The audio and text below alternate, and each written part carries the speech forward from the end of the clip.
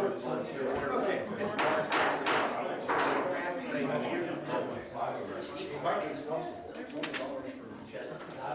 Okay, we need to get this meeting started. We're going home.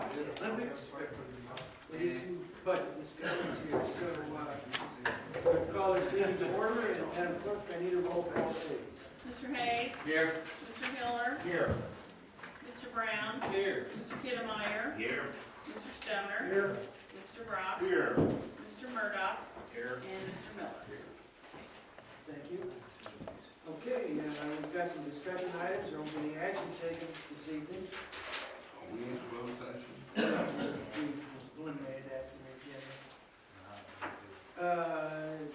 I failed to announce that the closed session is eliminated from the agenda this evening in the prior meeting. Kiddemeyer just warned about that. What do you do? Just for the record, I didn't tell anything. Thank you. Okay, discussion items, fiscal year 2014, the proposed budget. Floyd, I think you need to take the ball and run with it from that point. Yep, sure will. I provided you three bits of information there. One is the presentation that we're going to start off with. Another is a 5-year beginning of a 5-year plan. It's not a set in stone 5-year plan, but it's the beginning. And then the third, obviously, is the proposed budget.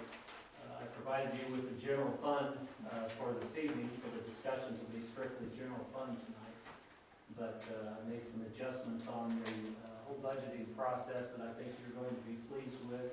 I know we are here internally in trying to make this a more simpler document to use and to study, one that we can use to make better decisions in the future, and one that is pretty uniform throughout, regardless of what department you're in. So let me cut the lights over here.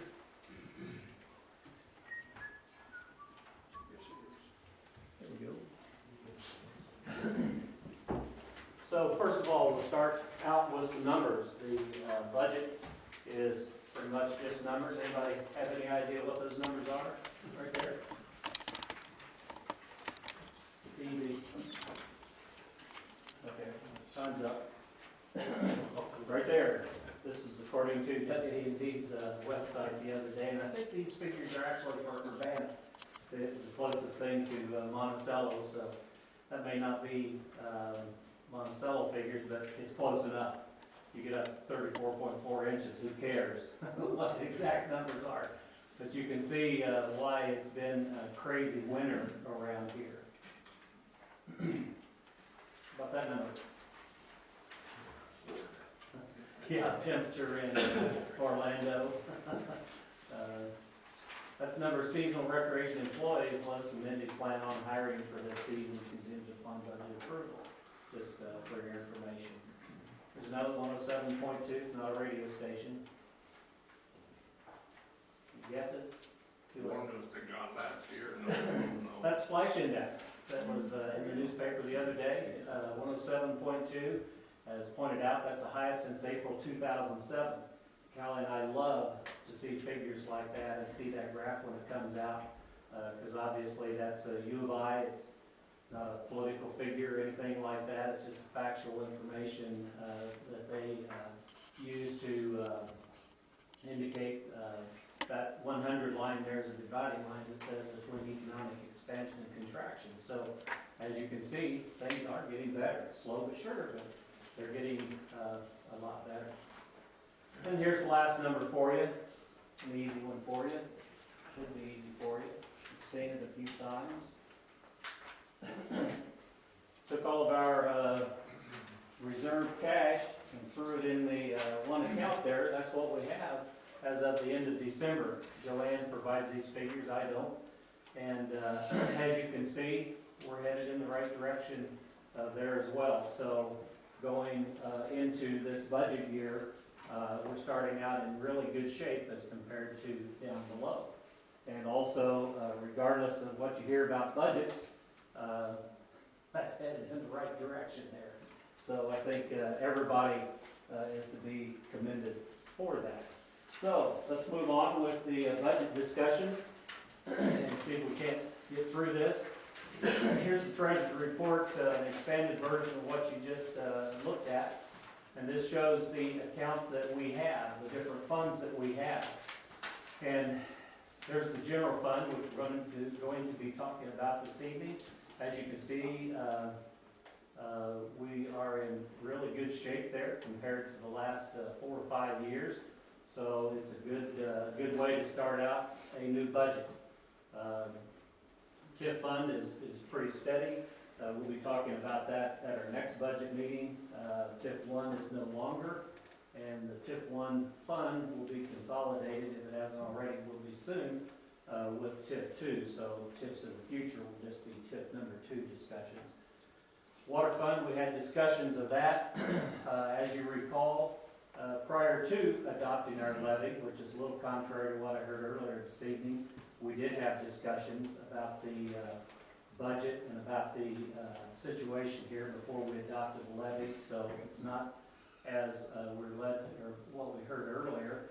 And that's one of the situations that we identified and responded to. So that will turn itself around here in the next few years. Sanitation, we'll be talking about that next year. We're headed in the wrong direction there. Hopefully we'll have some remedies to that. Motor fuel tax, we have continually been spending less than we take in motor fuel tax. We do have some road projects to talk about later on, not tonight, but later on next week.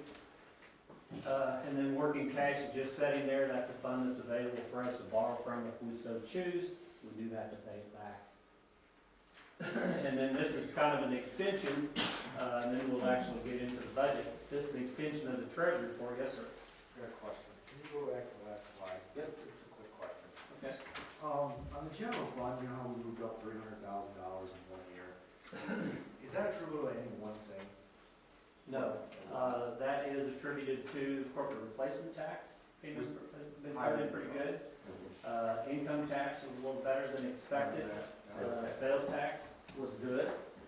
Sales tax in Monticello is always good. People are good at shopping local.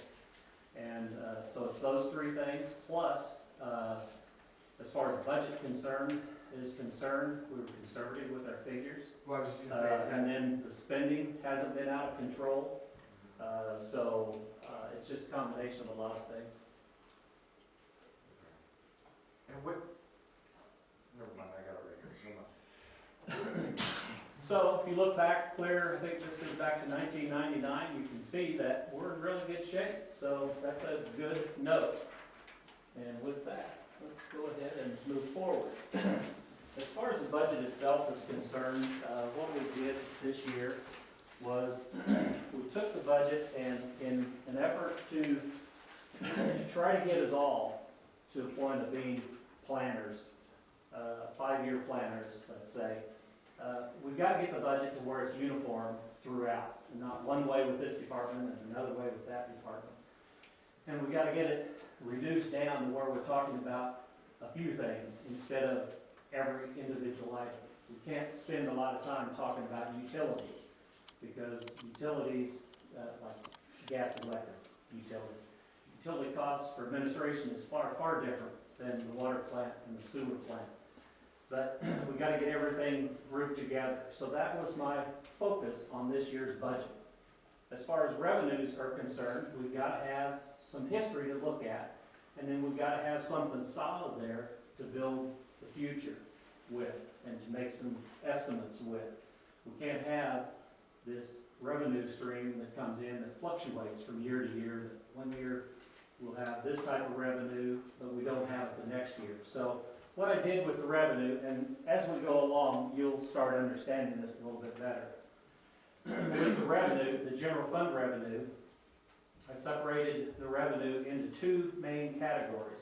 What I call the tax revenue. And if you look at your budget on page 1, you'll see up at the top, these are the old standbys here: property tax, sales tax, use tax, income tax, fire tax, corporate replacement tax. Those are the ones, we've got these taxes forever, and hopefully always will. So those are what we call tax revenue. Next category there is miscellaneous receipts. these kind of fluctuate every once in a while, but at least they're there every year. It's not something that we won't have next year. You know, like cleanup receipts, we don't really know what that is. It's not a concrete, solid revenue, but we've got an idea of what it is, along with, you know, building permits, liquor licenses, machine licenses, gaming receipts, you know, which was a new one, but that's one that will continue moving forward now. So anyway, broke the general fund into those two main categories, and then totaled those up as far as yearly or routine receipts. And when we go out planning for the future, we'll focus on those two categories more than any others. We'll have the others there. I'm not trying to keep those away from anybody or hide them. We're just trying to come up with a solid couple of revenues that we can talk about consistently for planning for the future. And then the last category there is what I call the non-permanent general fund receipts, because I didn't have a better word to use. But these are the temporaries that come and go, just like the special service area out in Apple Tree. A few more years, that's going to go away. So we won't have that every year coming in. The transportation reimbursement is something that is over now. We got it, you can see a couple of years ago, we got $150,000, but we won't be getting that anymore. So there's some other things. Recreation Foundation, we have no idea what they'll be bringing in as time goes on. So we've got those in here, but we've kind of separated those a little bit, kept those by themselves. When it comes to grand totals, they are included in the grand totals. And then last, as far as recreation is concerned, I've taken recreation, and I haven't taken it out of the budget. I isolated it from the regular general fund revenue stream. And I've taken it and separated it, and we'll get to it later on in the budget. I've separated it on out later on in the budget so we can actually see what the pool is taking in versus spending, and then what the programs are taking in versus spending. And I think that'll kind of keep the recreation part out of the true planning that we need to focus on as far as revenues are concerned. As far as expenditures have taken all the departments. The departments are administration, police, fire, public works, and recreation. Those are the ones that make up the general fund. And as far as expenditures, I've taken every one of those and broken everything into two categories as far as planning is concerned. And that's payroll and benefits, which includes wages, payroll, tax, insurance, non-insurance benefits. A non-insurance benefit is something that we provide an allowance or a stipend or a reimbursement, things like rain gear, boots, safety boots, gloves, things like that. We don't allow just charges down at the lumber yard or down at the hardware store anymore. We give an allowance for those type of things so that the employees are responsible. Plus, because of an audit that we had, they were supposed to be taxed on some of those things. This gets us out of that because that is being taxed up front. So nobody's responsible for it. Yes. Sorry. Did you convert everything to calendar year then in this? When you say fiscal year, is it that Everything 2012 and 2013? Look on page 1 there. At the top of page 1, you have fiscal year 12, 13 year end. Those are a full budget year. And then this approved 2013B, that's our short year that we just finished up. Those first two left-hand columns are actual year-end figures. That's where we ended up. Doesn't matter what the budget said, that's where we ended up. This approved 2013 in all but one or two situations, those are budgeted figures. Because I started trying to extend the figures out, and I thought, all this is going to create problems because those year-end figures are based upon 8 months. Some of them we've expended a year's worth, like insurance and things like that we have to pay a premium for. and others we would be guessing at the 12 months. So I just stuck, since it was a short year anyway, I just stuck with the budgeted figure on that, trying to be as fair as I could in that. And then this proposed budget is a calendar year budget from January 1 of last month through December 31st of this year. Got it, thank you. So anyway, payroll, benefits, and then operations and maintenance. Operations and maintenance are just the daily O&M. These are the things that our employees spend from day to day, and they do it year in, year out. And doesn't include the large capital improvement project. What we did do with the O&M, we did put in the big expenses like equipment. And the reason for that, we're trying to get a budget that shows what it's going to take to operate payroll and benefits and the O&M. We've got to have them. And that means we've got to have trucks, we've got to have tractors, we've got to have squad cars, fire trucks, that type of thing. So I think those really do belong in the operations and maintenance, the daily expenses, instead of taking them and throwing them into capital improvement. I think the capital improvements should be looked upon as things we would like to do. Now, there are some exceptions that you'll see later on, things we're already obligated to do. But overall, I think it should be something that we want to do, we feel a need to do. That payroll and O&M, you know, we're not going to sit here and squabble about fittings that the water department needs to fix water main, like I was talking about earlier, because we have to do that. So that we have to have a tractor and the trucks to dig those things up and fix potholes and things. So your payroll benefits and your O&M are pretty much the day-to-day things that we might be able to nickel and dime some things, but we're really not going to change a lot because we have so many things that we react to. And then the capital improvements, those are more something that we decide we want to do. So that's kind of, If we made an expansion of one of those, that's now in operation or maintenance, for example, for some reason we need 12 trucks instead of 8. Would that move to capital improvements? nope, It would O&M, stay there? because you're saying that we're going to need that truck. It's not like we're going to replace this water main, this block of water main, or we're going to build a water tower, or we're going to build a building or something like that. So that's, and this is subject to your approval, and I can adjust any way you want, but kind of following up with a little bit with Kevin, I took these past budgets and I tried to group everything, so when we look through this budget, we're looking like to like. We're apples to apples. The payroll and benefits for fiscal year in 2012 is the same as it is for the proposed budget. So now some of those aren't going to be exact, and I hope we don't get to nitpicking some of those. I did the best I could to give apples to apples comparisons throughout. I also provided summaries throughout, and you'll see this in every department, and then you'll see it at the end of the general fund. We provided a departmental summary of payroll and benefits and operations and maintenance for every department. So you can look, and you can go right to the fire department budget right now and look and see what was spent on payroll and benefits.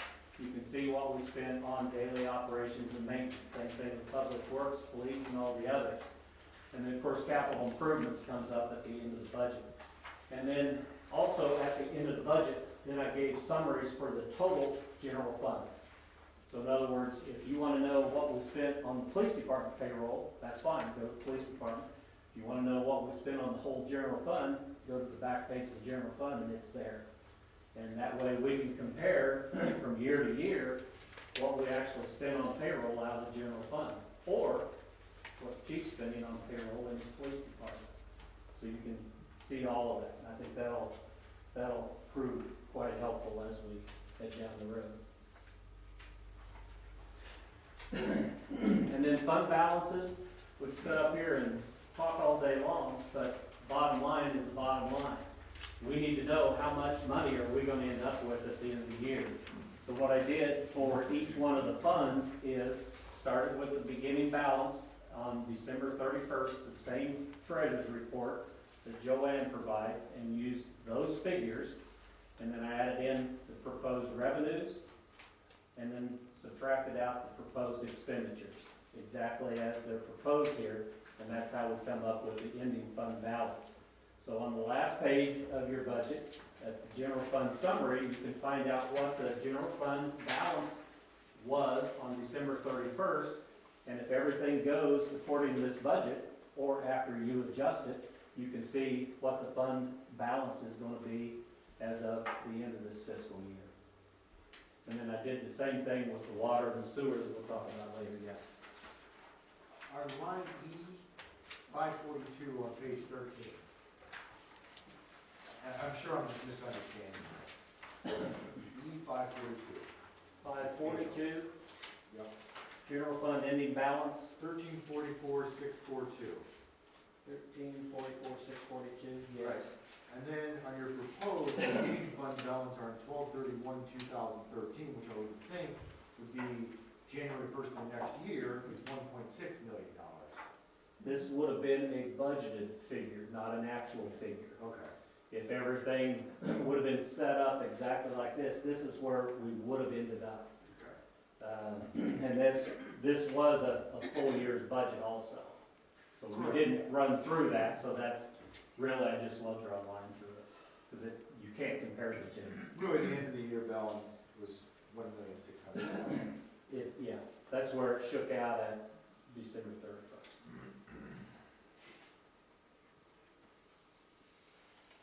Okay, as far as payroll, just to expand on that a little bit, throughout the budget, the full-time employee increase was 3%, as we've discussed in the past.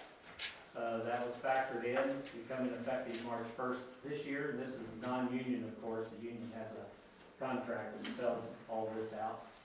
And then also included for the hourly employees is a 10% overtime allowance. As far as the IMRF contribution, the city's contribution is 10.09%. The employee's contribution is 4.5%. As far as medical insurance, this budget includes a 10.5% increase in medical insurance this year. I think it's 3.5% of that was just due to claims, history, that type of thing. The group itself, and then 7% was the ACA, or 3% and 7.5%, one or the other. But and then the Illinois Municipal League Risk Management Association was a 3.3% increase, and that's for property, liability, workers' comp, that type of thing. You guys still with me? Okay, let's talk about beginning with the administration budget a little bit. I'm not going to spend any time with the line by line, and if you have questions, feel free to ask. I don't expect you to be able to zip right through that and say, yes, I love it, or no, I don't. Or if you have questions after tonight, come in and see one of us. Feel free to talk to Maura as well. She has a lot of the information on her computer. But as far as the administration budget is concerned, I've gone through and tried to show you who's included in the payroll. In the administration budget that's being proposed this evening, we have 5.33 or 5 1/3 full-time employees. We take Tony and split her three budgets, administration, water, and sewer. We have 2 part-time, and beautification, which is seasonal, folks are all in this budget, as well as the appointed boards and commissions, and you folks are all included under administration. And then there's a list right there. Jill Potts and Clay Dobson are the 2 part-timers. You know all the full-timers there. The beautification is, like I said, seasonal. They all come out of the administration budget, and then the boards and commissions. I bumped the safety program up. Let me back up a little bit, because I think I lost that one out of there. I bumped the administration salaries up $10,000 from what the actual figures were, and the reason for that is I want to seek the help of a safety consultant. someone familiar with safety programs, regs, that type of thing. I think, and if you recall, after our municipal league conference, I came back and told you there's a lot of focus on regulations, employee safety, safety programs, those types of things. And I think that we do an okay job amongst ourselves, and Gary's always been hands-on with the safety committee, but I think we need to get it, I think we need an independent viewpoint. I think we need somebody who has that kind of a background or familiarity to come in and help us with some things.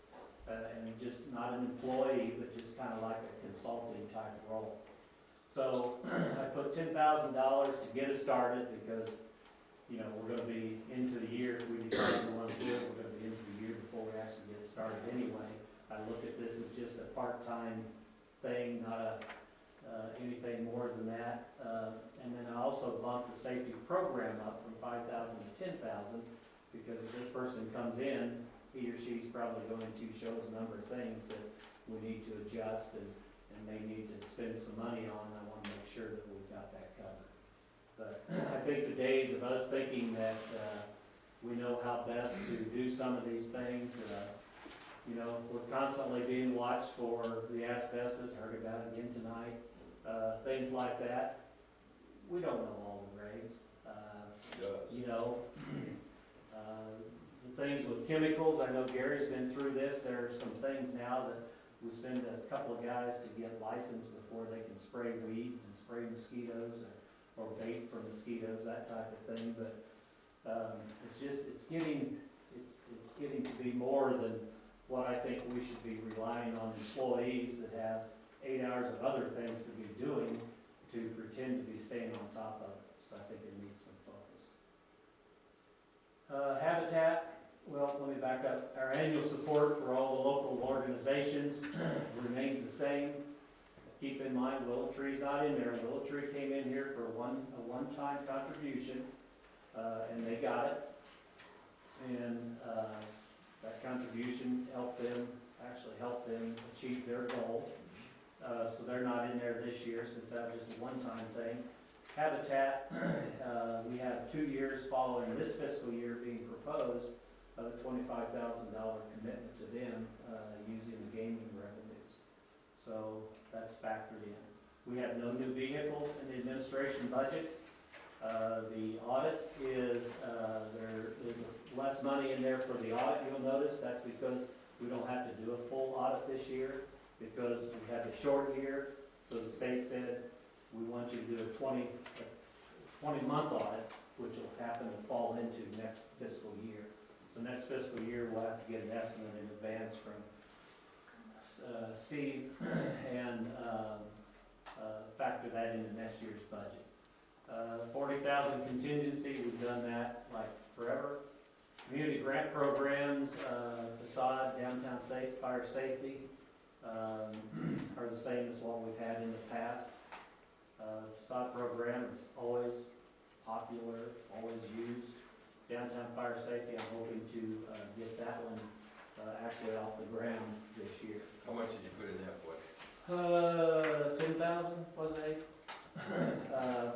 I've asked Abe to step up and run with the downtown fire safety / inspection program. I have not been successful doing that, so I asked somebody that will be successful.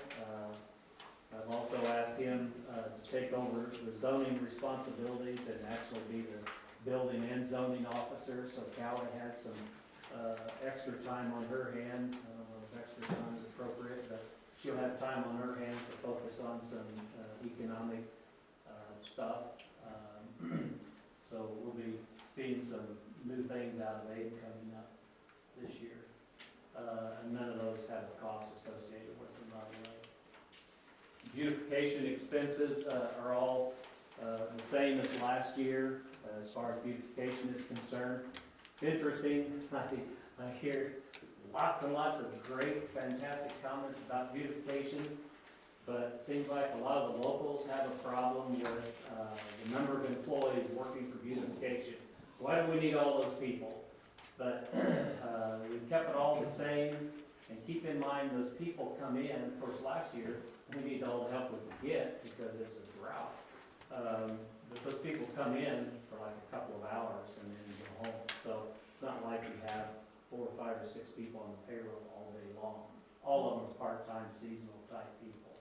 But keep in mind, the money that we're spending on beautification for the return, I think is a good investment. We've kept it the same. You'll see another beautification expenditure later on in, not tonight's discussion, under tower construction, so that Karen and her crew can finish up what we're trying to do out of the water tower. That'll be paid out of the water tower account, not beautification. And then I've already talked about the building inspector's new roles, and just to kind of summarize, payroll and benefits in the administration department, total is 2% more than what we budgeted last year. Operation and maintenance is 2% less than we budgeted last year, and then the total figure on the administration budget comes out at 0% less or more than last year. So overall, the administration budget is in pretty good shape. I will say up here, something for you to be thinking about before we move on to another area, is I've asked Gabe to take that lead role in the fire safety program. That's contingent upon council approval, because that's going to be a sticky subject, a sticky program, tough program to pull off, but we're going to need guaranteed and continued support from all of you guys. So that's a contingency on that downtown safety program. We'll talk about that later. So anyway, any questions on the administration budget before we move on? Next item is the police budget, which starts on page 4. I have a very quick summary here, and then I'll let Chief Carter take it from there. But the police budget includes 8 full-time employees, 2 part-time employees, and I don't know how many part-time officers we have. Right now, there's 4 listed. Okay, all right. And you can see I have the employees actually listed there, and one of those officers is in PTI as we speak, but that fills the slots that were vacated and then that you created in last year's budget. So as soon as and that's Officer Christensen, as soon as he graduates from PTI, then we'll be up to full speed as planned. City contribution for police pension fund, and Kevin needs to be talking about this more than me, but our contribution is 70% is what the city is contributing. The employees are contributing 9.91%. Accurate for them? So I heard it again tonight that making it sound like we're not taking care of our police officers, and I'll say flat out, that is incorrect. That is wrong, wrong, wrong, wrong. And it ticks me off to hear that and to hear an issue made of that, because we are doing what we should be doing. We're going off of, as Joanne's here, she'll back me up on this, we're going off of advice that were provided by professionals. You heard Steve Groney sitting here last year. We paid him to prepare a report and to come and give that report as an independent auditor. He said we're doing fine, and I'm not getting it, but we're doing good, and it's costing us. And I know that we had a situation that set us back a little bit, with the death of one of our officers, and that was definitely unplanned. But we're recovering from that, and we'll continue to recover from that. And if something else happens to another employee, that'll set us back again, but we'll recover from that. We're not going to let this thing get us in trouble. Plus, the Police Pension Fund Board has 2 officers on it, Joanne, and you're on it. Joanne's on it. Has 3 civilians, and 2 officers, and supposedly 1 retired officer. Although there's difficulty getting a retired officer to serve. So right now, there's 5 members on that board. And being Correct. retired, I can't serve because I was retired chief, so that's why I can't do that. But So anyway, I think there's a problem with people not understanding that the police pension board takes care of that situation. It is not us. Right. We listen to what they say and what they propose. And they listen to what the state says. because the Exactly. state It controls is not, they're confused on who is in charge of police. Pension Somebody's is not police. listening because you two have mentioned that over and over and over. They're just not It's like a listening. broken record, we're not They're listening. intelligent enough to understand and want to. Correct. well, it's just frustrating to hear that continually, and I wanted, I know. and I'm not an expert on this. Joanne is an expert on, in my Not an opinion. expert. Do you see any reason for us to be concerned? No, not at And this. do you think that we're doing a good job? We're above and beyond what the state would say we need to do as far as a percentage to keep us up to date and to keep us retaining it. They do it out over 27 years. And I can't give you the figure, but I know we are above that percentage. Combined with the yearly amount, we are above that percentage with the 70% that the city controls. Thank you. And then also, if you have employees that are impacted, I mean, that's their retirement, sitting on that board. Right. Okay, I think that I think we would be hearing from Kevin, this is your thing. We learn them stuff, everything. I mean, like I said before, they take the fund balance and of the new officers, we're funding that 100%. We're putting in money for that at 100%. And that portion that we're back, you know, the debt that we owe for Not that. prior, I'm sorry, you're right. That prior service credit that we're underfunded in, we're making up, so. And they're making that up with actuarial figures. Yep, They're not not just ours. pulling figures out in air. These guys have long degrees and took a lot of tests to come up with this stuff. And like I said before, when you got a pension plan with 5 people in it, one of them throws you Is through. 1/5 of the whole plan. Yeah, And it it's- throws you for a loop. So, you know, But isn't that the way it's supposed to operate? Yes. I mean, goodness sakes, things happen. So we'll listen to this drumbeat over and over and over again. When did you quit beating your wife?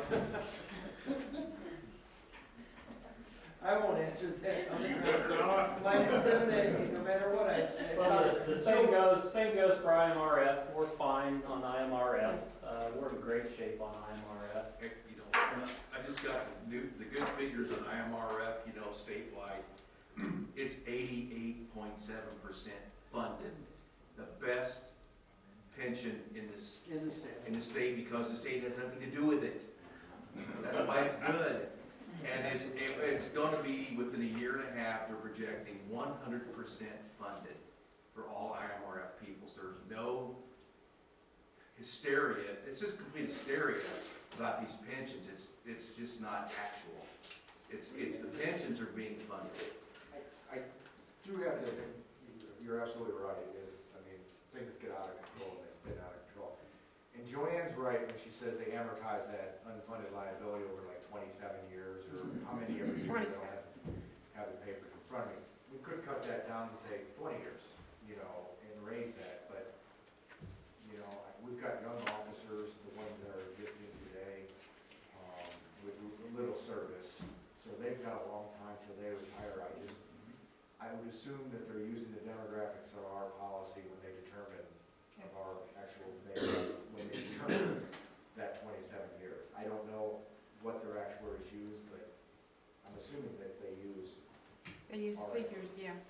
They use the figures that we have to turn in at the end of the year. We have to do an annual report, which gives the age and the number of years that they have been a police officer and then the amount of money that they have contributed. And so it's current, it's up to date. We do have to keep an eye on that, though. And I saw a report the other day that showed the past several years, that showed the balances Oh, yeah. All of Picking them, up. all of them going up. They weren't, I don't think there's any of them came down, they were increasing. And it was, how much was the last fund balance? 775,000. Yeah, I don't get it. So I think just, and I'm not the auditor, and I'm not as educated as Joanne, but I think that we're in good shape. So, anyway, enough said, let's move on. Chief's budget also includes 3 new vehicles, squad car type vehicles that we're proposing to spread that financing out over 3 years. And then as far as the bottom line, and then I'll turn it over to the chief, payroll benefits as proposed are 8% less than last year. O&M's 29% more because he's shifting some things around. But the total police budget is 1% less than last year. So I'll take a break and let the chief explain. You have my stuff here that I gave out when I got here. These are a few of the projects I'd like to work on with that, since the cars were one of the last things we were doing, the cars real quick. We're proposing 3 new cars. We have 2 that are high on mileage. A third one, we actually have 2 others that are getting up there on mileage, but the third one may not be one of the higher mileage. We've got a vehicle we're having a lot of problems with. It hasn't been maintained well in the past, and we put a lot of money into it to try to get it up on the road. And it may be to the point where it's going to have to go to save us money. So that may be our third car. It actually went back to the shop today. So what they're doing today is trying to find out what it is before we sink anything into it. The other 2, one is a 2005, the other one is a high mileage 2008 vehicle. So, and that's proposed. It runs right about $30,000. What I'm looking at is the police interceptor. It's from Ford. It's an all-wheel drive vehicle on the road. Everything in it is going to run right around $30,000. And that's purchased Per car. through the state. That's on a state bid. Yeah. Everything needs radios, cages. The only thing we have to switch is the radio from the cars we have now to the new cars. There'll be the wiring harnesses, the lights, everything on it. So police on the side and everything. So it'll be ready when it gets here. So here we go. Yeah, Connor? Can I back up for a second? Sure. I'm sorry, and this may be a Floyd or because he remembers the past. Last year, we hired a new full-time officer, correct? We had a new one in the budget. But yet, the amount spending, the year end, even from fiscal year 12 to what we propose now, isn't even remotely close to the $80,000, $90,000, $80,000 call pension or $90,000 that it would have taken. So how are we eating that? Will we down or up officers in 2012? When you're, is part of it when we're replacing an older officer with a younger officer, Younger officers have less salary. your salary? But we're still adding one whole entire head count. Something's. Last year, we also had chief here, and then retired, an interim chief, and then brought him on board, had a little bit of overlap, some different things. So we had to pay out And some then stuff. keep in mind again that this is a year-long budget, but didn't really take. Well, I'm looking at 12. Oh, you're looking at 12. Well, so you're looking at actually 3 budgets ago. Yeah, at fiscal year 12, so that's 12 months, it was $392,000, just salaries calling. We're proposing now $430,000, yet we're up another officer. Now, some of it could be the over 12, but there was no overtime in What 2000. year did you retire in? That was me. I retired in 2012 and I got a large payout of things that I had earned for 17 and a half years. Right. So, part of I'm not that. holding them against you. I was laughing though, oh, that was me. All right. Thank you. Sorry. That's okay, Kevin, don't worry about it. Along with that, when I first came in, one of the first things that I noticed right off is is our reporting system. The officers would type a report in a Word document, they print it out, they give it to me, I mark it up in red where they need to make changes, give it back to them, they make the changes, I double check, I give it to the administrative assistant, and then she'd type it into the computer. And I didn't understand that, and I still don't. Because now we've got two people writing one report. The PIPS program that we have now is not working like it should. It is not easy to use. Everybody that I talk to that has it is not thrilled with it. They're not updating, they're not doing the things they need to.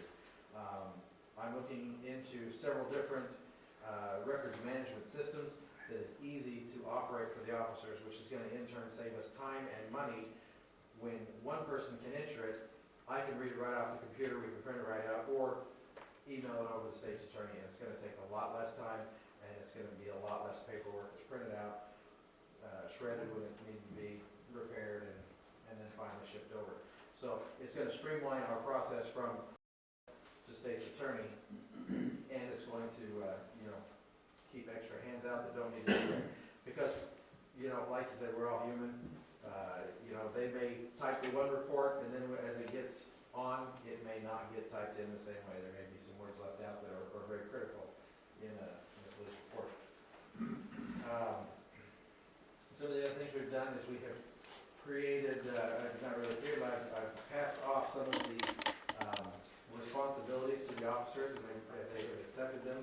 We're sending several people to different trainings, field training officer, taser training. We don't have right now a firearms instructor. We've had to use from the sheriff's office, and they've been willing to help us, but we need one ourselves. So we've got several people going to training, and we have switched from mobile training unit 11 to mobile training unit 12, which is out of Champaign, and they cost a little bit more, but they have a lot more training opportunities.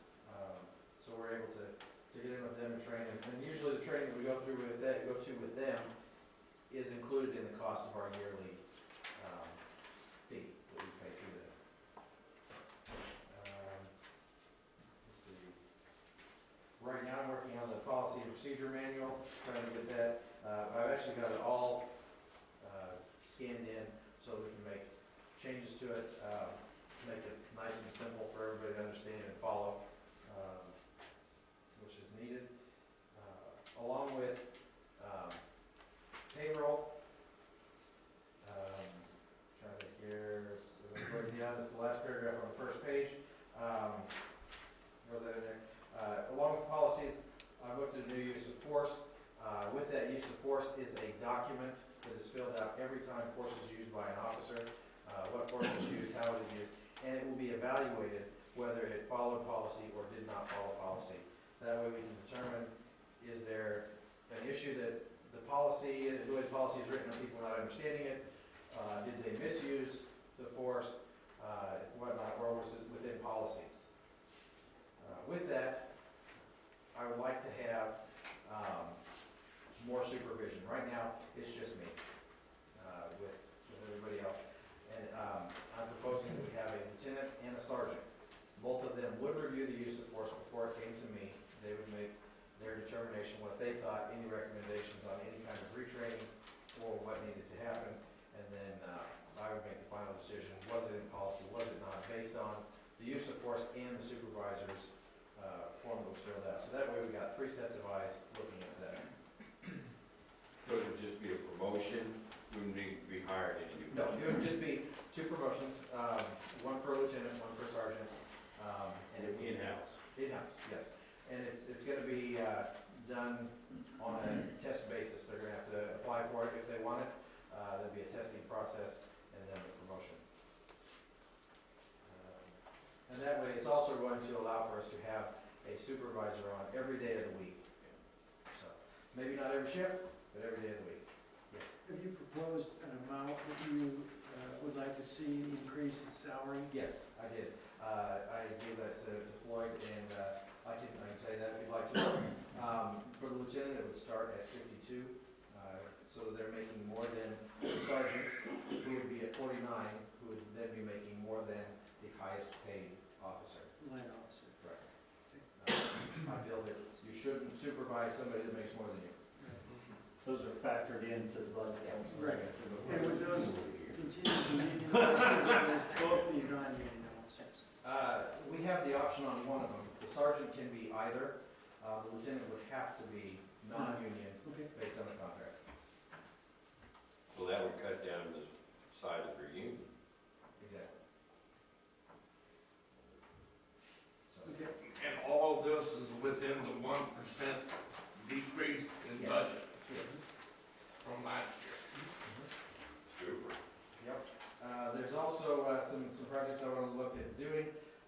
I don't know who's been over to the BD and seen the front office there. The tops of the tables are falling off. It's I in have need. personally re-glued some of the stuff out there at the office. It is in need of replacement. The shelves are starting to, instead of sit flat, they're starting to lean forward, and every morning you have to put your stuff back where it was and where it goes. So, proposing that we change that. I guess the last time it was done was like 1978, from what I've seen. There's pictures that have the 1978 on the thing. So, that's my guess anyway. The second thing we'd like to work on is the gun range. I know that when I was hired, some things were mentioned about the gun range. It's kind of a liability, and I certainly agree with that. It's open, people can get in there anytime they want to. There's also discussion to trying to work together with the sheriff's department to get another one going. I spoke to Sheriff Hunt, and they like that idea of combining and having one which could be held out or held out behind their facility. Only heard that there is, haven't heard anything yet, so I'd like to resume some conversation with him, but I'd like to allocate some money towards that. If that's not something they want to do or can do, I'd like to have some funds, which is also factored in, to put a fence up around the facility so that it's not open to just anybody. Because right now we have people that just go out there and shoot around, and we want to make sure that it is a controlled area. One other thing that we have is this, almost the last paragraph, it's one above that. The last one is the vehicles, which we already discussed, but it's a panic alarm system. And it actually works on the frequencies of our radios. It goes, you just put the thing in, you program the little units for the different areas you want.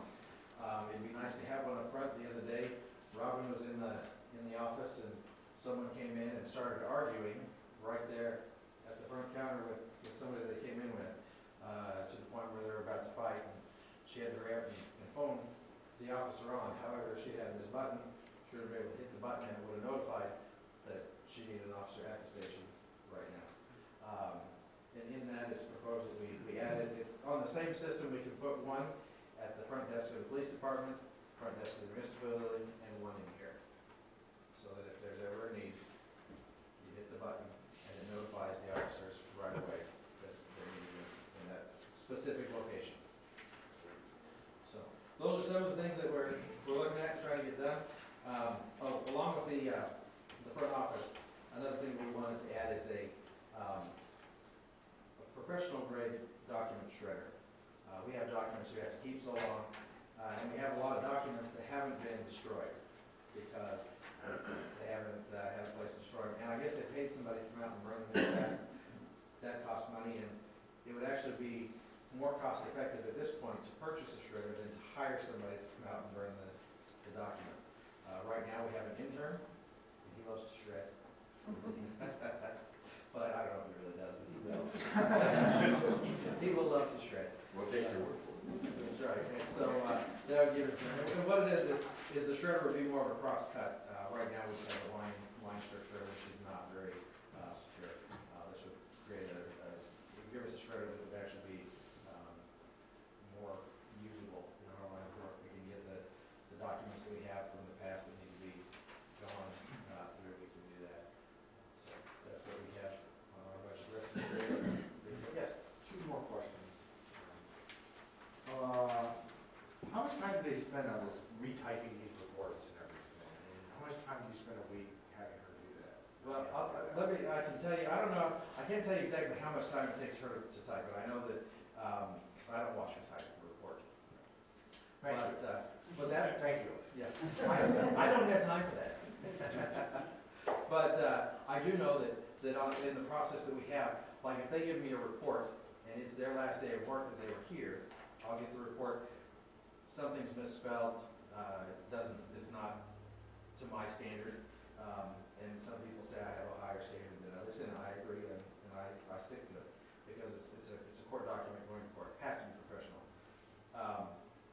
I can't fix the punctuation and ship it off. I have to make the marks, give it back to them. When they get back after their 3 days off, they fix it. I get it the next morning. So you're looking at 4 days to where then I finally get it and prove it, and then Robin types it in. And I wouldn't say it takes her more than an hour each one, but she's got to go through the process of entering it in. And so we've lost 4 days, really. I guess you could say 3 days in the process. Whereas if we have a new records management system, I can go into it, make the little changes, which then logs that I did that, and we can ship it to the state's attorney. Well, my question is, I mean, that's great, but is there savings too, time? Are you gonna have her doing something else? Yes, she'll, you Are see, we we not have doing something that we probably should focus on? there's a lot of things we should focus on. And we have a part-time secretary as well. This will possibly alleviate the need for a part-time secretary. So, Right off the bat. Streamlining and efficiency, that's the name of it. but that way, we've got, So you've got the part-time hours in the budget this year, but when you get that equipment, then we'll review it next year? yes. Okay. I can't tell you how it's gonna be. They may go out and write a whole bunch of reports and, and Still take part. And you may have new things that pop up this year, that you're gonna need that. Absolutely. I get that. But this would relieve the stress off of Robin, because, she gets the FOIA requests as well. So when she has them for our department, she has to do those. And so this would allow her that time as well, because she wouldn't have to retype something. So. Any other questions for Chief? Thank you, Chief. Good job. Just, good job in having it proposal, good job. Yeah, it's nice to see you. Trying to control the flood, keep the thing down. Next item is fire budget. This is pretty easy. Fire budget is exactly the same as last year. The only difference this year, it has no real cost associated with it at this time, is like I talked to Chief about establishing some goals, and the main one being to include addressing the situation where we have emergency fire and rescue equipment either sitting outside or in off-site building locations, and we need to remedy that. And we need to do that with, requested from him a shelf-ready plan that either expands the existing building, identifies another building somewhere else that would work as far as being a suitable location and suitable size, or construct a totally new facility. I don't know what we need to do. That building, first of all, it also has a police station in it. It's such construction that it's difficult to expand easily. So there's some limitations as far as the available space, property available, that type of thing. So I couldn't say what we'll come up with, but I would like to have a shelf-ready plan by the end of this year. The new shelf-ready plan would include whatever building they come up with configuration that would be able to house a laboratory.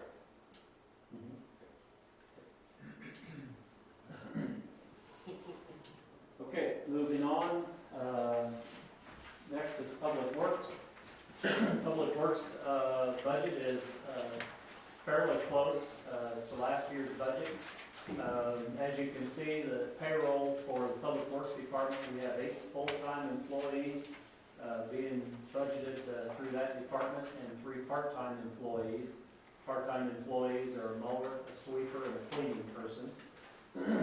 And the big adjustments in this year's budget is we've kind of backed off of the equipment over the last few years because of the economy and some other things, and we need to get back in that game of replacing equipment. We have one dump truck, 2012, that replaced last year, that we're committed to. We have 2 payments remaining after this fiscal year. Gary's proposing that we replace the 1999 dump truck with a 4-year financing plan with a new truck. We also replace a 1-ton dump truck. Those are the smaller white trucks that you see running around town. He's wanting to replace a 2001 Dodge with a new 2014 1-ton dump truck. And then the pickup truck that Greg Catlin drives around has 74,000 miles on it. It's a 1999. It's rusting. And we're looking at replacing that with just something newer. Just going out to ride into rabbits and finding something that is newer with less miles and good shape, and replacing that. As far as the overall budget is concerned, for Public Works, the payroll benefits are coming in at 2% more than budgeted last year. Going in is 13% more, and that's mainly because of the equipment and a couple of other things that have gone up in there. And then the total that says recreation, that's supposed to be Public Works.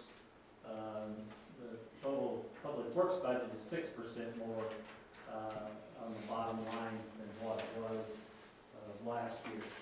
Gary, is there anything that we need to bring up, anything different? Well, in good shape for those 3 replacements. Maintenance has been kind of hurting us over the last year and already into this year's budget. So we really need to get back on the equipment and get rolling. Any questions before we move on?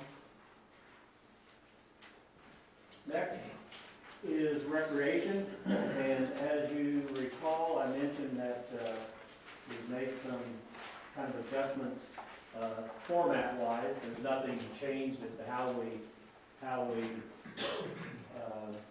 calculate the recreation revenues and expenditures. And on page 9 is the aquatic center, and this is strictly the aquatic center. You can see at the top of the page is the revenue, and then as you move down, you see the payroll and benefits that we have calculated in, and then the expenditures as far as operations and maintenance. We're not proposing any capital improvements out at the pool this year.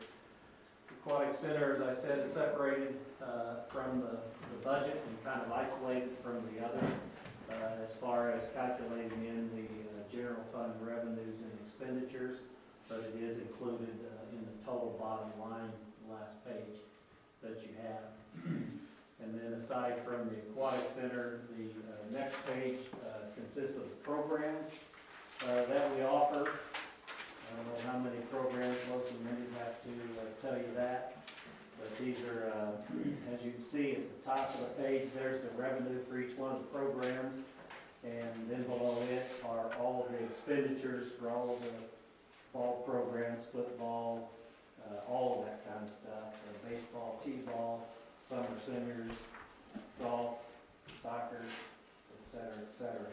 I will say that Lois and Mindy have this broke out into a well-defined program. They can show you right now how many people they anticipate needing for each one of those programs, and they pretty much have the dates and everything ready to go on that.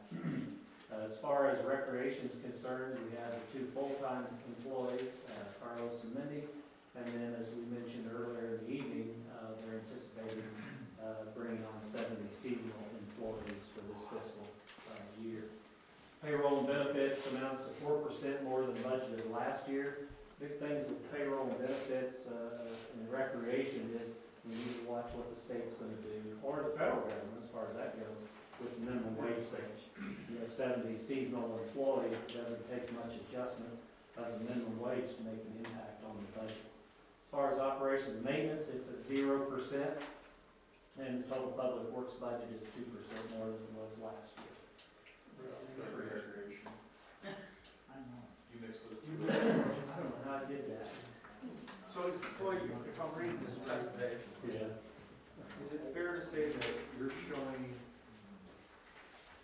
on the pool, Page 9. hey,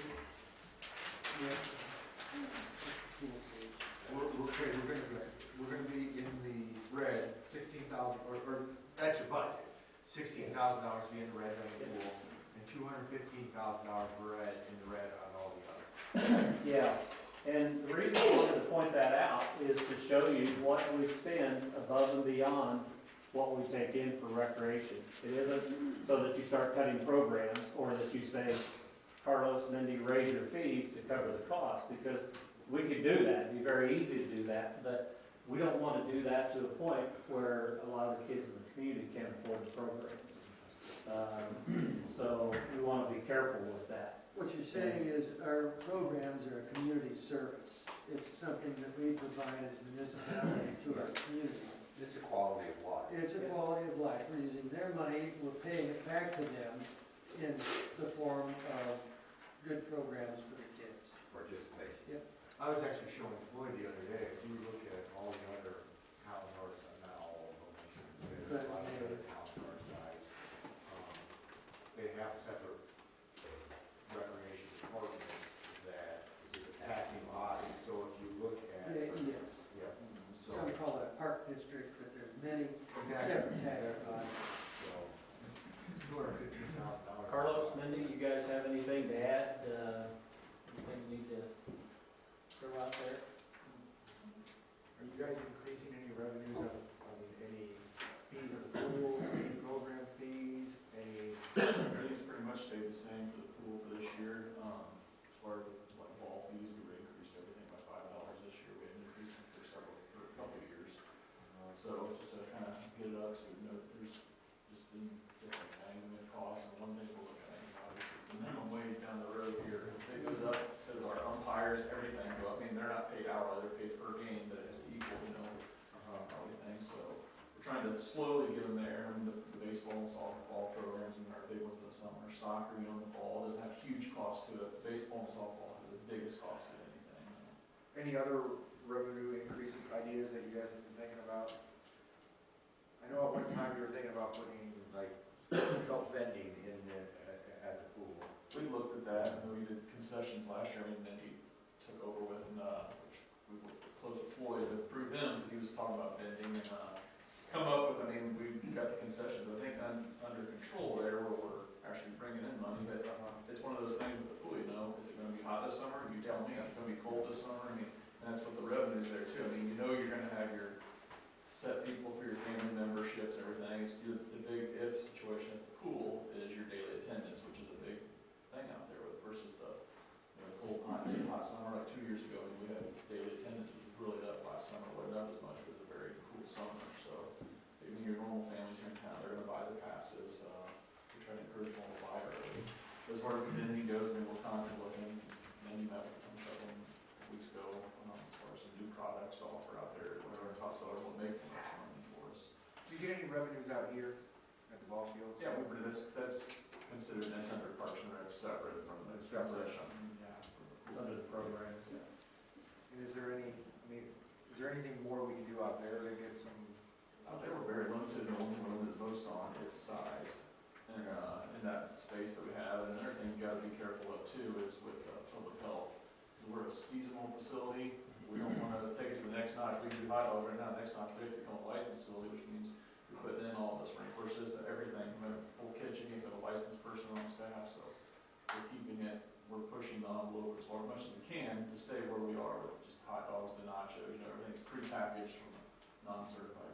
We're not a certified kitchen, so we can't cook stuff on site. So. We've done a really great job the last couple of years with concessions, and figuring out where there's money to be made and how to market that. And like I said, they've got some new ideas for this year, so it's been great.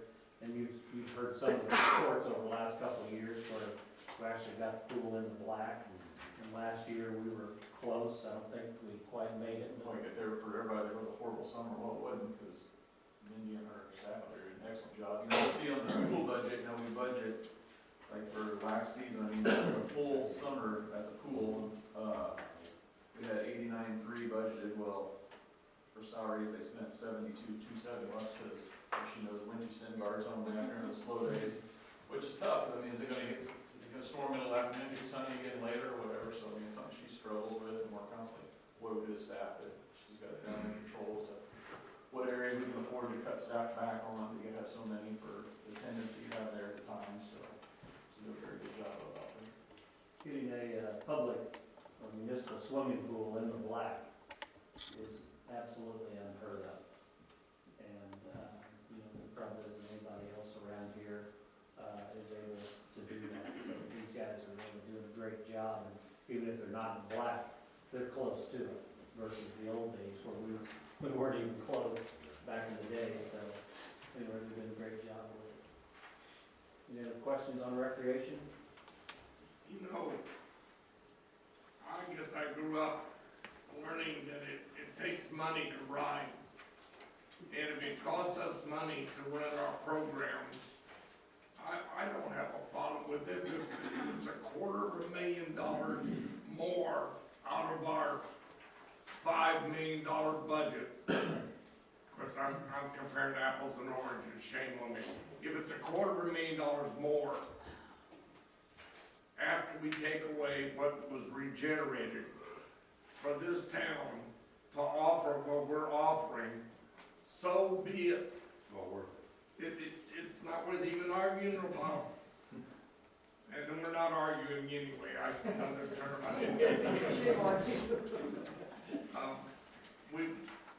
We've got several programs besides recreation that are strong for this community for what they're paying for.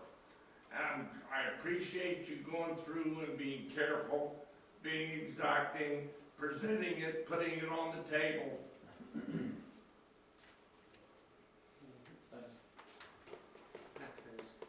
Okay, I don't know how long you're wanting to go tonight, but I have 2.5 minutes to go through capital improvement reports, so I'll already have to do that. Anyway, we put in the capital improvements that were prepared to undertake, or need to be done, or at least need to be considered for discussion. If you want to do all of them, great. If you don't, we can pull them out. It's your call.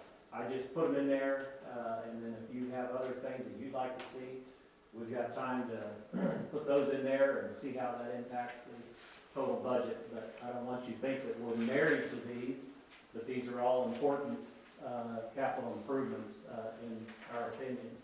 Downtown alley rehab, as you know, we've kind of backed off of that for a few years too, because of the economy, and the next alley on the list, and the one that's getting attention and people coming in asking if there's something we can do about it, is the alley behind the pub, behind the True Value. People use it. It's, you know, the alleys accumulate when they don't have gutters and proper drainage below. That ice just continues to build up, and people are using the alleys. It's a good thing. But when they're built up with so much ice, you know, you have a lot of falls and people getting hurt. The downtown alley, the alley behind the pub and True Value is an extreme challenge. Probably maybe the toughest one that we'll be undertaking. I see 2 heads saying yes, because it is loaded with utilities in there. And then you also have some buildings that have no guttering. We won't do them unless the owners would agree to do the guttering and the proper downspouts, hook into the underground drainage that we put in to make it work. We won't do it unless they agree in advance to do that. And it's been very successful in the other alleys, and we would like to be able to do that with the next alley on the list. The MTIP is the truck route project that you've heard me whine about this one before. It's setting over to IDOT. We're finished. Good product after all. but IDOT hasn't closed it out yet, and they won't bill us the last $118,000 that we owe, or reimbursement. They won't bill us until it's completely closed out. And I talked to Joseph Crow, I can't remember what his title is, a couple of weeks ago, and he was going to look into it to try to give me an idea if that's going to happen this year or not. But I said it a year ago, I don't understand this, state of Illinois needs money, we owe them $118,000. We'll earn interest on the money forever. Yeah, I mean, yeah, we'll.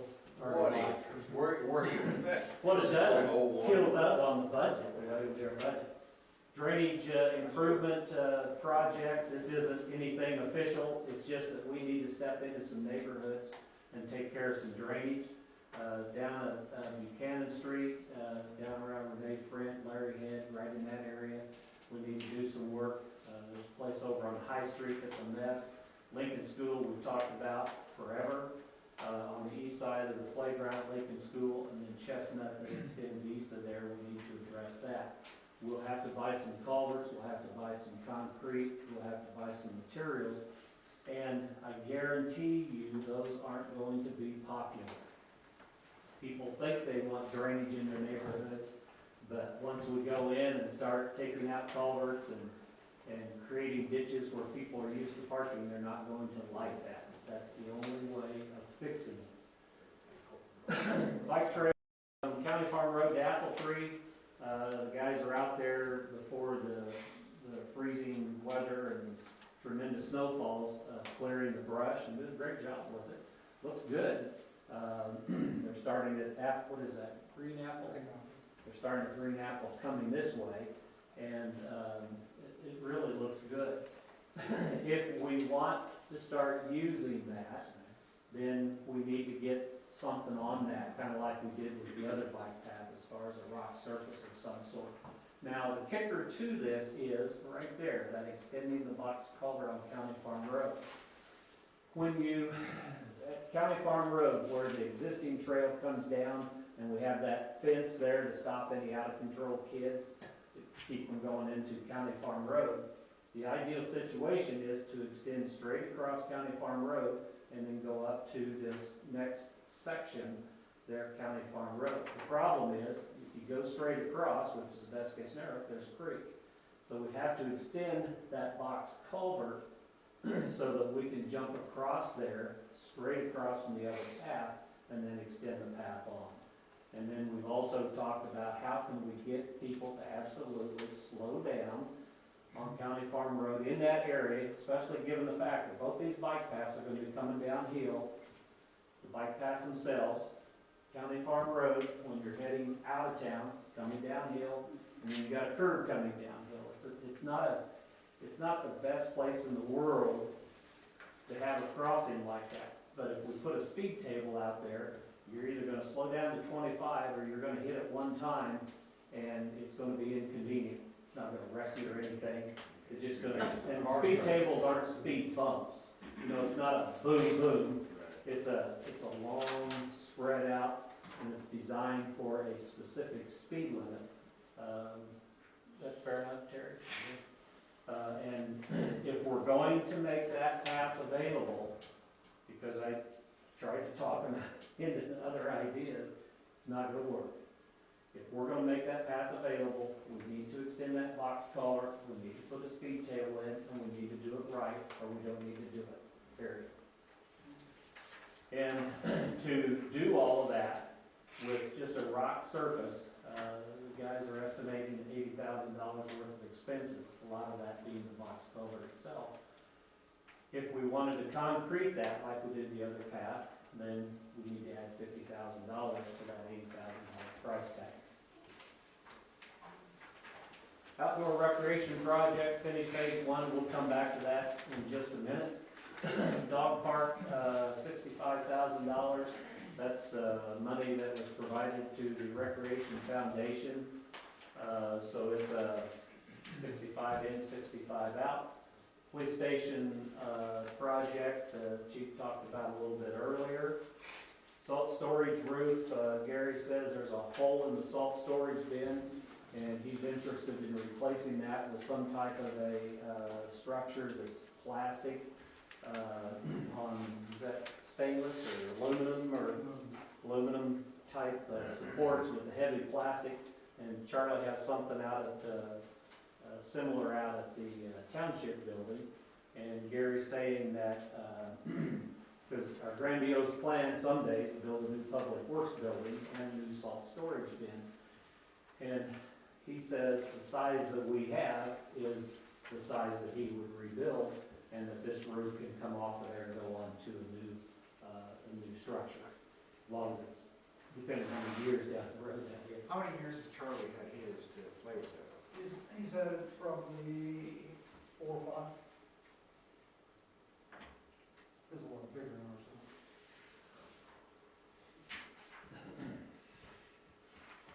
Comprehensive plan, $50,000, we're already committed to that, so that's a carryover from last year's budget.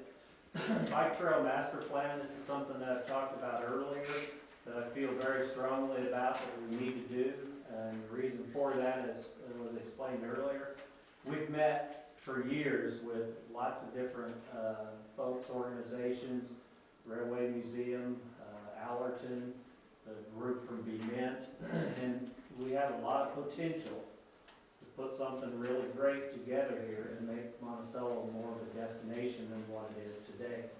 And I think what I would like to see is for us to invest into kind of a master plan where we're identifying all these components and identifying all the players and putting this into a written plan that we can have on the shelf, so that when Kirby Hospital comes in to meet with us, we talk about what they're doing, how they would like to connect what they're doing with what we're doing. We could say, here's the plan, or they could already have been to the website and reviewed our ideas and worked off of that without even having to come in and meet with us. So I think it'd be nice to have something sitting on the shelf, ready to go. I think we have different opportunities, just like the Allerton Road Path, where we would be dealing with Land Conservation Foundation, Illinois Department of Natural Resources, U of I Allerton Park. You never know when opportunities are going to present themselves for funding, whether it be a grant contribution or whatever. And with all the different players that we have, Monticello Railway Museum, Kirby Hospital is a whole different kind of potential funding there for the health side of things, Forest Preserve, people like that.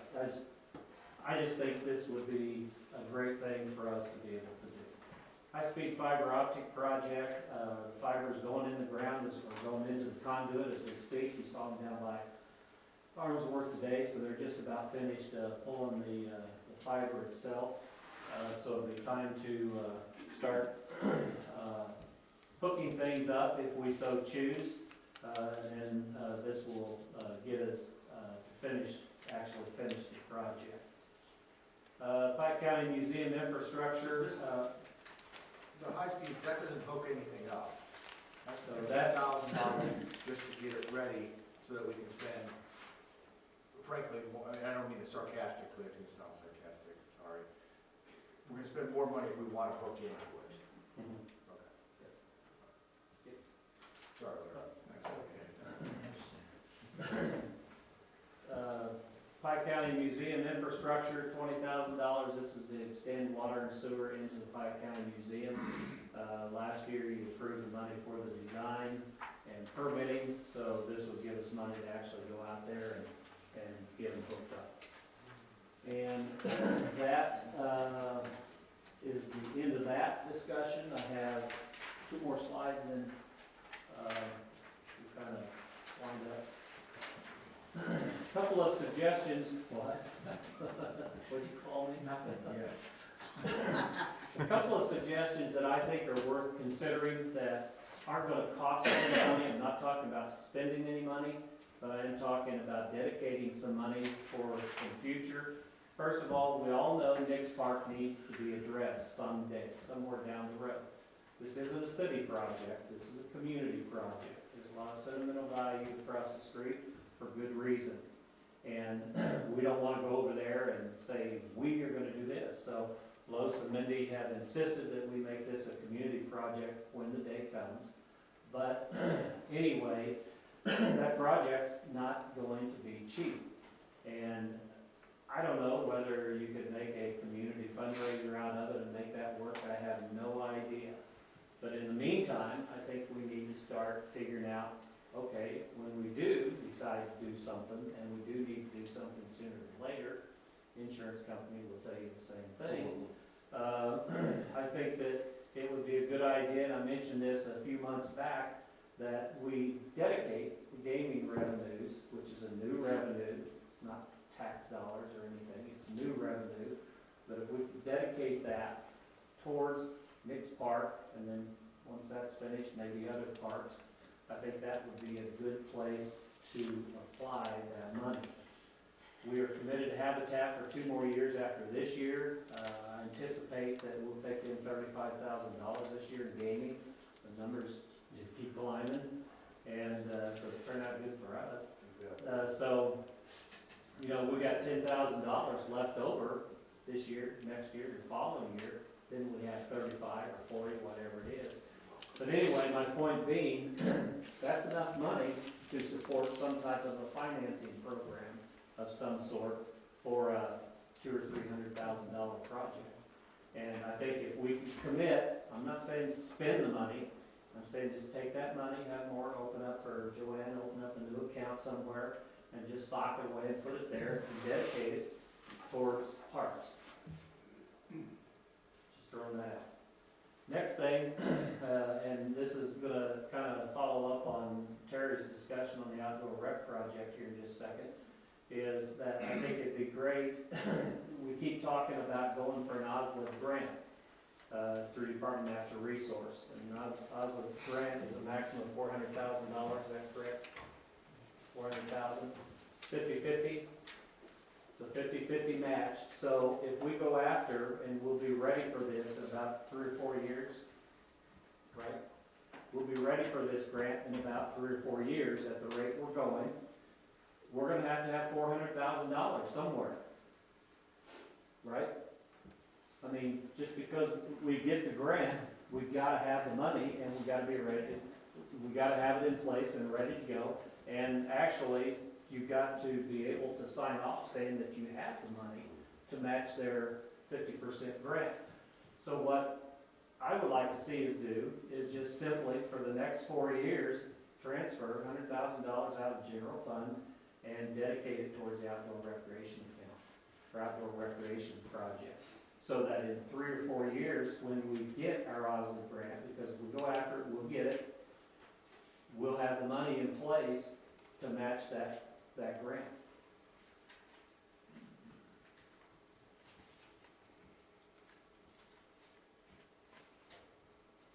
And they're all quiet. The next thing that is, now I'm going to shut this off here in just a second and turn Terry on. So we need to set a meeting. I didn't really mean it that way. We need to set a meeting for our next budget discussion. Is that what you want to do? No, I did, but I didn't ask Tony. Tony said they have Zoom at the Livingston Center, and they have a ZBA meeting here, so Monday's out. So I guess You can't do it in the senior end of that? we've got to make it available for the public and everything. I don't know how you would. There's not that many above. There's plenty of chairs in there. Just well worth looking at, yeah. I mean, they don't like us, anybody is that, but, you know, you can push a few tables aside and you're right there. How noisy is that? Yeah, music's blaring from the other end of the Yeah, building. you got Zuma going on down at the other end. Pretty noisy. Yeah. It's a concrete floor. Yeah, I was in there the other day and I could hear all kinds of, Have in the basement. yeah. Tuesday, all right? I think some of you guys weren't available Wednesday or Thursday, I'm done on Wednesday. and somebody's gone on Thursday. So Tuesday the 18th? Friday's not gonna cut it. Is Tuesday at 6 o'clock, okay? That's doable. Or Monday at 5 o'clock and be out here by 7. No. Huh? No, okay. Tuesday at 6? Yeah. Okay. All right then, before we wrap up, do you want Terry to talk about the outdoor rec project? Tuesday the 18th.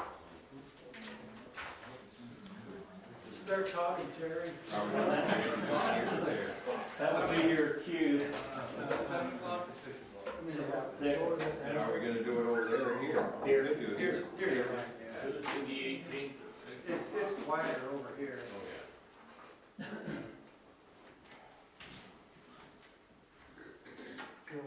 9:20, Chris? That'd be good. Okay. As Floyd mentioned, we're, looking at budgeting $120,000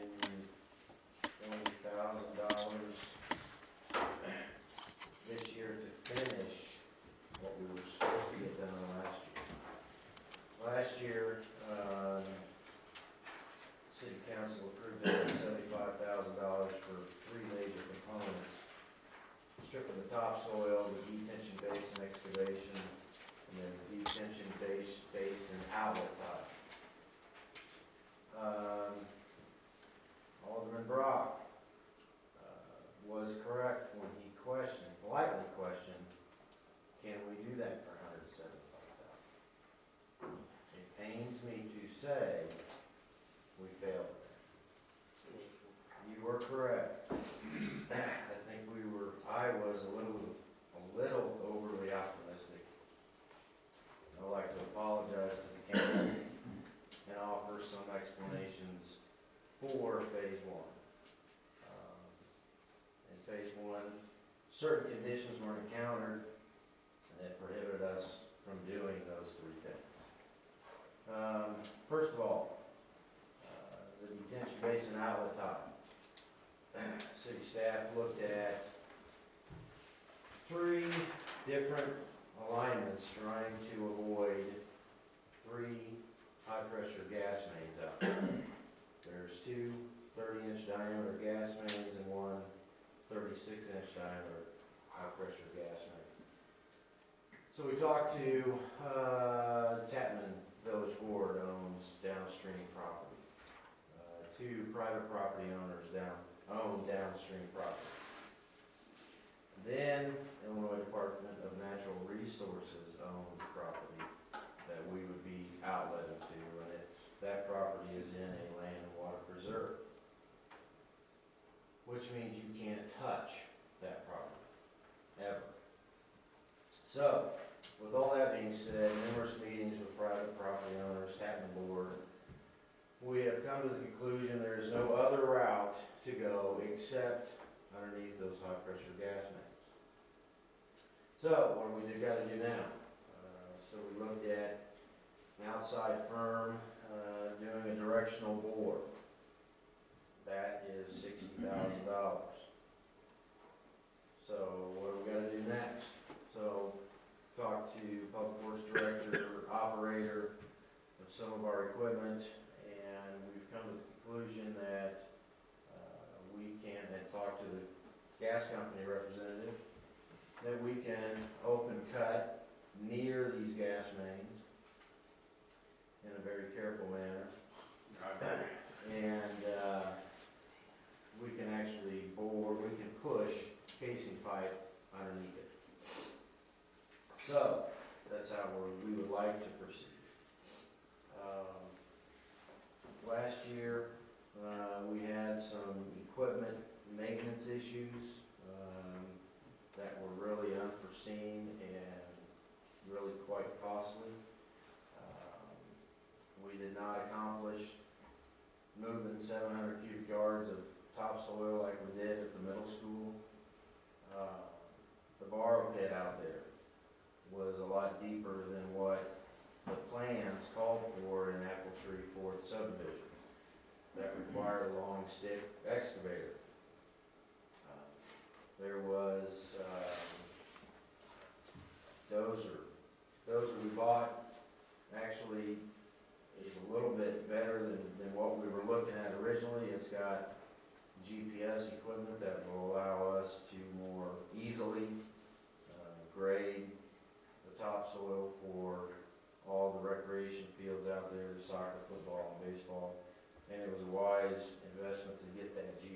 equipment, we can do the terrace works, east side of town, park structures and all that more easily. Dozer broke down, for about a week, right when we were getting, tons and tons and tons and tons of dirt from the assisted living facility. The worst possible time for a dozer to break down was right then and there. So we had a dozer rental for about a week or 10 days or something. And again, just costly equipment repairs. So, in phase, to finish phase one, what we intend to do is, of the $120,000, that includes $55,000 for equipment rental and an operator. Our large dump trucks took quite a beating on that rough terrain out there. They aren't built for off-road, they're built for snow plowing and snow removal. So this budget, we're gonna rent 3 large Caterpillar haul trucks. In order to maximize those 3 haul trucks, we would like to rent a much larger excavator to fill those haul trucks and get that pond dug quicker, so we don't have to rent large haul trucks longer. So the $120,000 we're asking for this year, $55,000 is merely renting that equipment, getting in an operator to run that scraper all day long, 10 hours a day, and move black dirt. Save on our trucks, and install that storm outlet tile. For what it's worth, I do apologize. Recent contractor quotes to finish what we've got started is $360,000. If we have a contractor come in to do it. So, there's no other route to do the storm tile. We gotta go on the gas mains. At least one of our public works operators okay with doing that. Is that the one with the mental problem? Which one is it that's going to the institution? Questions? It Comments? sounds so down in the dumps. I mean, that was It pains me, Kevin, you have no idea. Best laid plans. That's the way it is, it just happens. Look at this weather this winter, it's just happened, you gotta deal with it. You have things happen out there, It's you still gotta deal with it. $240,000 cheaper than contracting it out. So it's still not. And we tried to say, I didn't want to bore under the gas main, you know, that's the last resort you want to do. I don't really want to dig next to the gas mains either. So you're going west instead of south? Going southwest instead of due south. And property owners were good to deal with. I mean, one route was doable, another route was not. The route that was doable and agreeable, now you included IDNR. There's another wrench in gears, It is what it is. Yeah. So the 175, where have we spent that? Or are we at 170 last year's budget? we ended 172. Okay, and mainly for the boring and the, is there a big nut, I mean, is there a big chunk that we can attribute that to? There was $61,000 of what I would consider unforeseen expenditures. Or the upgrade with the bulldozer with the GPS. I mean, keep in mind, when you did the last, I mean, tell me if I'm wrong, usually, if they would have came out and looked at it and gave you an estimate for what it was to do that particular project, and then they found the gas lines, that would have been an upcharge, am I wrong on that? That would be a huge change order. Yeah. So, I mean, we would have, whether we paid to have it done or you had it done, we'd be in the same place. Yeah. You mean if we contract all this out? Yeah. Still. 360s to finish what we've got started. So Right. You would probably, and that's not even the storm tile, that's just the dirt work. Yeah. You would probably be in excess of 500,000, maybe closer to 6.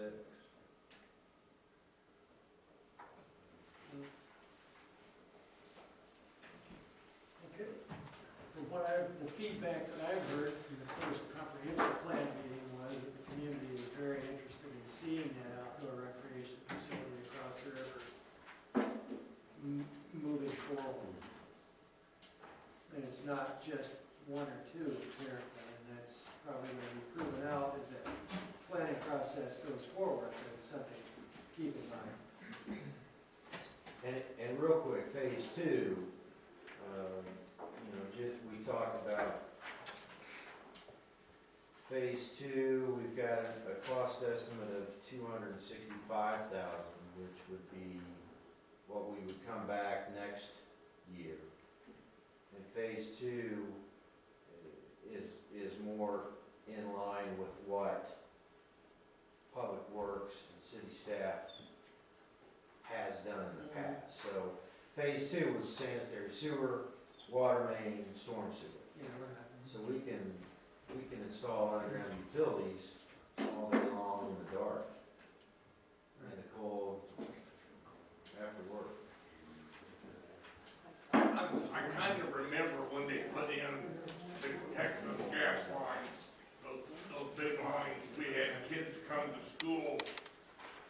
That's what the lines you're talking about, I think, the ones that come from Texas. Yeah, yeah. The kids came to school part-time with us here. Anyway, how deep in the ground are they? I don't remember that. They vary through there, but they're roughly 3.5, 4 feet deep. You're not gonna be in the water table that much. I've got a meeting with Tappan Board this Wednesday. We're gonna kind of finalize some things hopefully. And then we plan on going out there and, with the jet truck and kind of pothole. We're gonna pothole to see where the top of those gas mains are. We'll shoot an elevation on them to make sure we know exactly where they are elevation wise. So when we get to that point, 1,000 feet of storm sewer, we're gonna be under them. So those lines, some of them are 50 to 60 years old. They are. And, I don't know. going back in my mind, how long do they last? I know they check them. Right up to you folks roll in on the back. We didn't know if they didn't. I like your word on this, Terry. How long did it last? I was there when Pontius did Apple Tree 3, and there was one over there. They had to dig under and around there. You'd be down there a ways. You're 4 feet in the ground and a 36-inch line, which is 7 Yeah. feet, and they're gonna want you to push Underneath. 2 feet or more underneath that. They're gonna want 2 foot of buffer between the pipe and where you're at. Oh, you know. So you're gonna be in the ground 10 feet Yeah, pretty quick. yeah. Yeah, I think that's where we're at, it's 10 feet.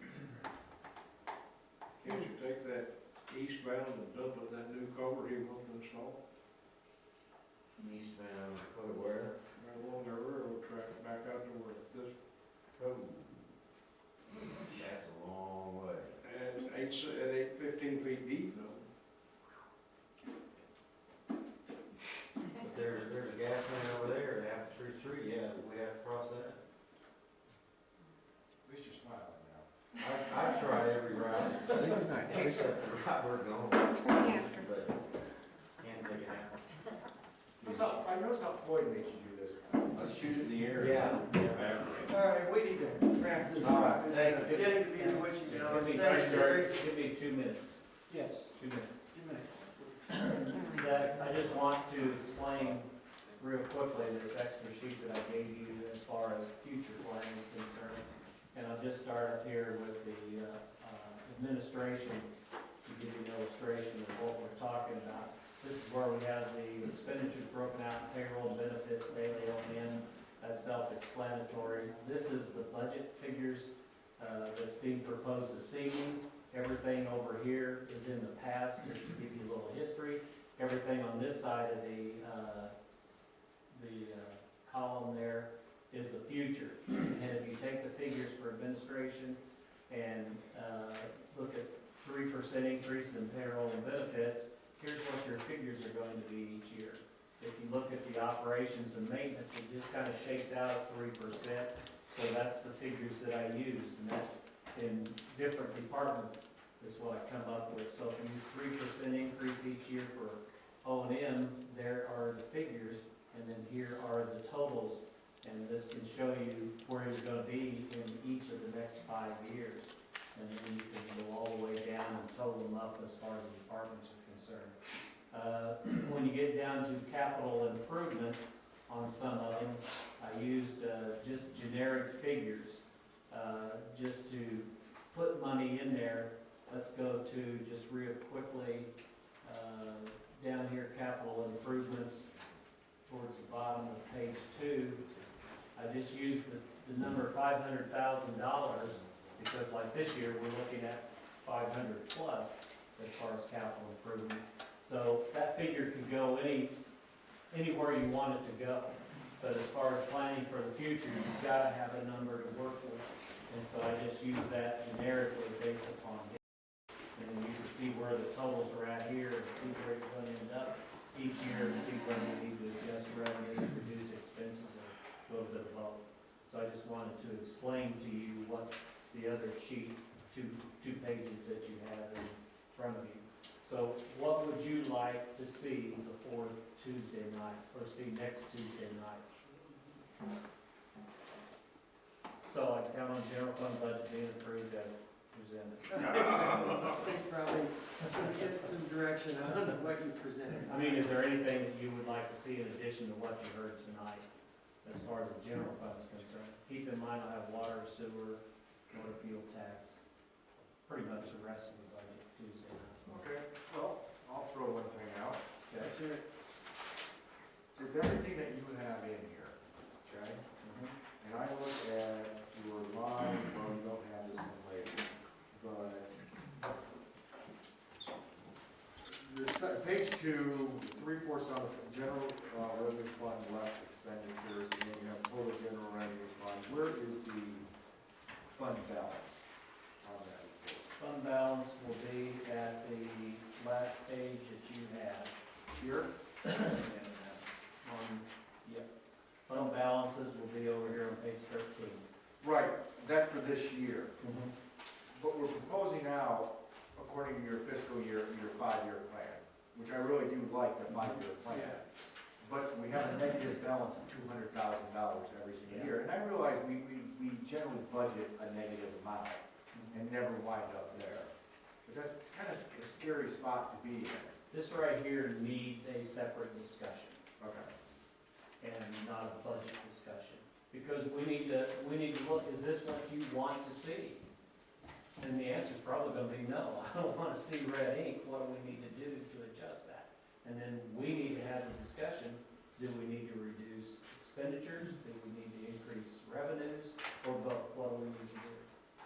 So then my immediate concern is we're talking $350,000 or so for red, for general fund. This year? Yeah. No. We're talking, down here on page 13, the bottom line's 285. Now, keep in mind, find that here, get down to it, so you can see it. Camera shot on it. Keep in mind, out of this 285 right there, 118,000 of that is carryover from last year for the truck route. 50,000 of that is carryover for the comprehensive plan. And then I forget what there are a couple of things that we're committed Well, to. the dog park is in and out, but that's one of the givens, and high-speed fiber, 15,000. Yeah, so, Yeah, four you know, givens. we've got 285,000 spending more, but a lot of that, most of that is carryover from last year. And that's with the way we do our budgets, that's difficult to wrap our hands around that rate. I get that, I understand that. So we're really, in my opinion, this is a good budget. I'm not saying we need to do everything in there, that's your call, but I think this is a good budget. I think we've been fairly conservative with revenues, and not going out on a limb. You know how I do revenues. The revenue figures up there are starting with municipal league recommendations and reduced them. If you ran the numbers from IML, they'd be higher than what I have there. We've always done a good job. Yeah.